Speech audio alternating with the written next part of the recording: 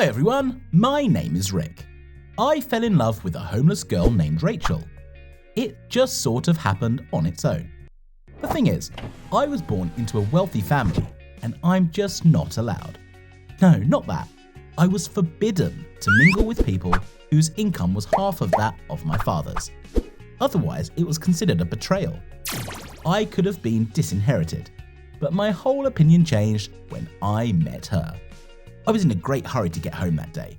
My father called me and told me that we had important guests at home. An old friend of his named Mr. Check. He was a very powerful and wealthy man. Mr. Check came, as it turned out, not alone. Hello, Mr. Check. Nice to meet you. Long time no see, son. How are you?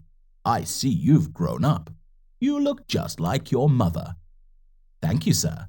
What do you mean like his mother? He got his beauty from me. Oh, okay, whatever. But your dad's the smart one. I'd like you to meet my daughter, Rick. Her name is Fiona. Nice to meet you, Fiona. Me too. She looked embarrassed. I could see in her eyes that she had liked me for a long time. He must have shown her my picture. Check, you're always welcome in our house, but what brings you to our faraway land? Maybe some business? Is everything all right? You've known me a long time, Tim, that's right. The thing is, I want to marry my daughter off. The thing is, she's going off to college in Paris. You know, it's not close, and I can't let my daughter go alone. So I thought I'd marry her. What great news! Yes, the wedding can be played after the age of majority. In the meantime, an engagement party. So who's the lucky guy? Actually, Tim, I thought it was going to be your son. I choked. Dad coughed. We looked at each other quickly. I understood the look in my father's eyes. He owed everything to this man. He was the only one who had made him so rich, who had replaced his father. Mr. Check, Don't rush. I know you're not ready for this yet. That's why I'm not rushing you. You have 2 days to think about it, and in the meantime, we'll stay at my cousin's home, get some rest. It's just, your son is the best candidate and I've known you for a long time. Anyway, you think about it, I'll come back in 2 days. After he left, my father and I had a long talk. Fiona wasn't a sympathetic character to me, and I told my father so. But he asked again and again. Father, don't you understand that such marriages are risky? Yes, they are risky if you say no. And if you say yes too. I will live and walk there like a knife edge. Father, I'm too young to marry that skank. Don't say that. It just so happens that your marriage is my duty to him. And if we refuse, he'll make me lose everything. We will become beggars. So what? So what? Ask me and what? When you no longer have a maid carrying breakfast to bed. Ask me when you drive a Jaguar for the next time. But I can't marry her. Just the thought of it scares me. Go chill out and figure out how to do it. How to say yes, you mean? Go! I got so angry, got in my car and drove around town. It was already late in the evening. I was so mad. I didn't even see anybody crossing the street. I barely had time to slow down and I lightly hit the person. I got scared and ran out of the car and saw a girl lying on the road. Oh shit, who taught you how to drive? I'm sorry. Are you okay? Let's go to the hospital. No, I'm not going. It's nothing. It's just a scratch. I hit you with the car. Let's go. No, I said I'm fine. Go on or I'll call the cops. At least let me take you home. Where do you live? Nowhere. Why are you so stubborn? If you'd said nowhere, then nowhere. I'm homeless. I don't have a home. I'm homeless, temporarily without a permanent place to live. I got it. Why are you yelling like that? Shit, let's go. Where? At least I'll feed you. We stopped at the Mac and I bought her some food. She ate like she hadn't eaten in 3 days. I asked her how long she had been poor because she didn't look homeless. Clean and normal clothes. She said a couple of days. Did you run away from home or something? None of your business. And you're social. Did you bring me here to feed me or to interrogate me? That's it. Eat in peace. Yeah, that's the problem with people. Rich people don't have problems, do they? Yes, they do. I'd listen, but I'm bored. I'm done eating. Bye. I didn't even have time to ask her anything. Just her name. She turned and said Rachel and left. She was very pretty. Even pretty in her hat, jacket and jeans. I thought about her all the next day and drove to that neighborhood again in the evening. She was nowhere to be found, and then I noticed Ray running out the market with a bag in her hands. I pulled up close to her, opened the door, and told her to sit down. She quickly jumped in and we took off. Steal the food? I'll give it back when I have the money. And when will you get it? When I get a job. And when will there be a job? When I get my allowance to get the necessary certificates. It's a vicious cycle. That's how most people below the poverty line live, in case you didn't know. I didn't know. What did you do before? I used to work in an office. The firm went broke and they blamed it on me. The boss set me up and he told me I could only stay free if I gave him everything I had, so here I am. Sadly. What about you? What about me? You don't just drive around town angry. What do you get?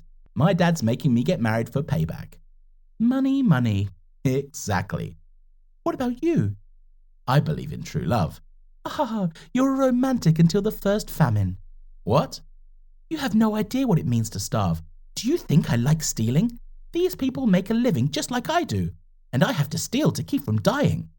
Her words stuck in my head. I took her to the nearest bridge and she got off. I said I'd come back tomorrow, bring something warm. I'd give you my number, but I can't. Sorry, you're not my level. That's funny. Same time tomorrow here? Okay, and yes, thanks for saving me. I came home happy. I really enjoyed spending time with her. The next morning my dad came up to me. He reminded me that Mr. Check and his daughter were coming over today. Oh no. Don't let me down. Dinner is at 8 p.m. I have plans. I can't at this time. No plans. Cancel everything. Our condition depends upon you. I went to Rachel's, found her in the afternoon, told her what was going on with me in detail, and we drove out to the country. She showed me this cool place that she used to drive herself to in her car. We had such a good time and talked for a long time, and then she asked me to pay for her at a public bathhouse. I got a decent hotel room for her to have a good bath, and while she was there, I bought her some new clothes, but Ray wouldn't take them. So she asked me to take her clothes to the laundromat. Are you going to walk around naked? Thanks for everything, but the clothes are unnecessary. I'll put them on until mine dry. We sat down in the room and I ordered dinner. Rachel was talking about her life, and then my dad called me. The time was 8 p.m. Shit, I forgot. Go ahead, I'll take care of this myself. I drove home like crazy. I apologized to my guests, and then we sat down to dinner. Fiona was staring at me the whole time, and I didn't like it. At the end of the evening, Mr. Check asked if we had thought about his suggestion. And before my father opened his mouth, I said, "Excuse me, sir, but I'm in love with someone else." Son! Wait, Tim, we'll talk. Rick, I understand your age, ambition, and idealization. But you see, marriage doesn't always rest on love. It's much stronger than an arrangement. The merger of two empires will increase our wealth. You will have everything and more. You're young, you're beautiful. Everything will be at your feet. I apologize, sir. With all due respect, I'm in love with someone else. Mr. Check pulled out a folder and puts a photo on the table. This girl is homeless. She has nothing but a name. Would you prefer her to my daughter? What the? Rick, I demand an explanation. Think about it, son, because I could leave your family with nothing. I thought about it. Well, I'm sorry. He got up and left. My father was hysterical. He was throwing a tantrum, screaming. I just sat there and kept quiet. And then I told my dad that I knew how to save his capital. All right, mine, but yours? It depends on him. In that case, I'll give it up. For a homeless woman? For my choice, father. It's up to me to decide how to live, not you, and certainly not him. I went to Rachel, but I was in for a surprise. Fiona was sitting next to her, saying something to her. I was afraid she was going to hurt her, but as it turned out, Fiona had come to see Rachel. My father has decided everything for me since I was born. I salute you, Rick. I like you, but I've got someone else. I propose we get fictitiously married, so everyone stays on the plus side. I could be deprived of everything too if I refuse. What's the plan? We did what our fathers wanted, but I didn't stop seeing Ray. I helped this girl get a job and get her fortune back, the house and the car, plus a $2 million settlement. Check did that for me. And Fiona and I got married. We became good friends. We went to Paris and I came home occasionally. Ray and I started seeing each other in secret, and Fiona with her boyfriend. It's a complete shambles. We plan to wait a couple of years like that, and then look for another way out. How do you think that will work out? Hello everyone, my name is Andrew. You can shower me with negative comments, but I want to tell you about my experience about how I met millionaires, how I did it, and what I did. By the way, yes, write your opinion in the comment under the video, subscribe to the channel, and put likes. I grew up in a poor family. I won't say that we were poor, but I wanted more, and since I'm too lazy, I didn't want to work, so I looked for easier ways to get money. I remember the first time, when I was 18, my friends and I went to a local club. There were just a lot of people there. We ordered a lot of things and didn't have enough money to pay the bill.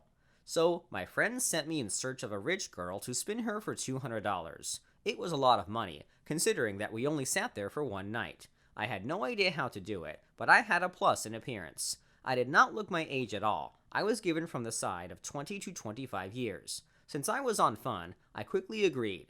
Thanks to my tall stature, well-built body, in principle, I did not doubt success. And so it turned out. The first thing I did was go out on the dance floor and look around. There were a lot of beautiful girls there, but they all didn't look as expensive as I needed. I could easily appreciate the outfits, because I followed the fashion myself. This one has a dress for $7, this one probably rented it, and this one asked a friend, so. Oh, I found it, I thought, and saw the girl in front of me. She had money and expensive clothes, but she was so unsure of herself. She sat in the corner, drinking a soda on the rocks and looking at people, covering part of her face with her hair. I wouldn't be surprised if it was the first time she'd ever come here. I immediately realized that she was alone, so it was not difficult to glue her together. I danced casually, then walked over and sat down next to her at the bar. She liked me. She was immediately embarrassed. I took a sip of water, and then turned to face the dance floor. "It's a little hot in here," I said. She smiled and added, "Not the right word." And then everything was easy. It was enough just to start a conversation, from which it turned out that she was really alone, went to the club for the first time, and did not know anyone. I only showed the well-mannered side, spoke it, danced, bought a drink, meet the guys, and at the end of the evening she became so good that she asked to be with her again.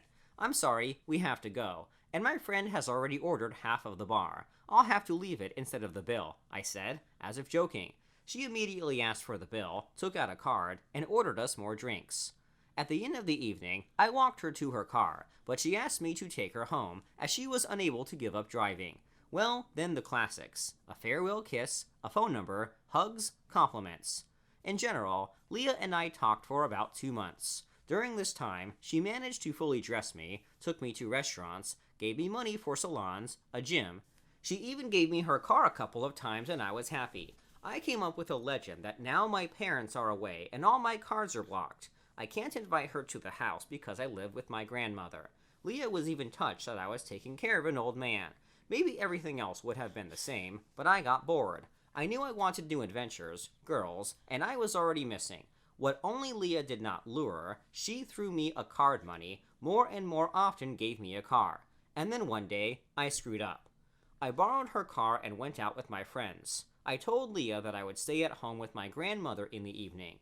My guys offered to visit a new institution that opened in the city. I arrived there in new clothes, with a perfect hairstyle and a cool mood. Almost immediately, I managed to hook up with a couple of girls. No, they weren't rich, but they thought I was. But they had looks, a chic figure, and charm. I thought, why don't I relax today? I danced, kissed them in turn, and even planned to go to the hotel with them. Suddenly, Leah appeared behind me. She stood there, tearful, angry, and frightened at the same time. I was confused. I asked, "What are you doing here, baby?" She gave me a loud slap in the face, called me a goat, took the car and drove away. What, you think I ran after her? No, it was clear that sooner or later we would break up. It just worked out on its own today. Of course, the girls immediately moved away as soon as they found out that it wasn't my car. Well, whatever, I rested anyway, and then took a taxi home. The money that I was given by Leah was enough for exactly 3 weeks. Then I began to think what to do. I needed a source of finance, so I went to the establishments again. Only this time I was determined to win over the older lady so that she would look after me even more, while at the same time she would have little time for me because of work. And I found one. I met her at the pool. It was an elite pool, and I had to pay my last money to buy a subscription there. Fortunately for me, I went swimming there that day and almost immediately saw her, Marie. She was visiting, had a big business here. She jumped into the pool and hurt her leg. Without thinking, I rushed to save her. She was about 35 years old. She looked at me with gratitude. I did a foot massage, took care of her in every possible way. She fed me and thanked me, and then she offered me a ride home. I said that I couldn't go home yet, because a fictional sister and her children lived there. Marie didn't hesitate to invite me to her house for dinner. She had a chic mansion, a private swimming pool, and 5 cars of different brands were parked in the yard. The staff made us dinner while we sat and talked. I made it clear that I was not indifferent to her, and late in the evening she asked me if I was confused by our age difference. At that moment, I spun her around in a slow dance and then kissed her. Marie lost her head. She was single, and didn't even have friends here, just business. She also has no children, so I became her main and only person in her life. I managed to make her fall in love with me. And you know what? Marie gave me gifts I never dreamed of. Expensive watches, suits. She paid for the most expensive trips to spa, gave me cars. I could stay at her house as long as I wanted while she was at work or on business trips. It was gorgeous. Yes, I became a kind of Alfonso, but for some reason I was not a bit ashamed of myself, of my way of life. Agree. What's wrong with being loved and a person who has everything can just share it with you? I knew I should stay with her for a while, so I was a good boy. I did everything she asked for. Massage, brought and drove where needed. I also went to events with her, introduced myself as a friend, but my pleasure couldn't last forever. Once I came home after school very tired. We were supposed to take our college exam that day, and all I wanted to do was sleep. I ate, and I was going to lie down, but Marie called me. She asked me to go shopping with her. I packed up, grabbed my bag out of habit, and went to her. We spent a few hours shopping. I dressed up again at her expense, and then we went to her place. By the way, yes, she didn't know my real age. She thought I was 27. We got home and I went to bed. It turns out that while I was sleeping, someone called me. It was my mother. Marie tried to get out phone, and the contents of the bag fell out with it, along with my passport. It was then that she found out that I was still a child compared to her. I woke up screaming. "You tricked me. You're just a kid," she shouted. I didn't even know what she was talking about until I saw the bag. I didn't know what to say in my defense. I tried to explain that my feelings for her were sincere, but she didn't believe me. I wouldn't have believed it myself. She said that all I wanted from her was money, and I might get her in trouble, so she sent me away. Well, at least I managed to snatch a lot of things for myself this month. And then everything went according to the old scenario. I was again looking for a rich woman, quadrille, and pumped money. I live like this now, but do you think it's good or not?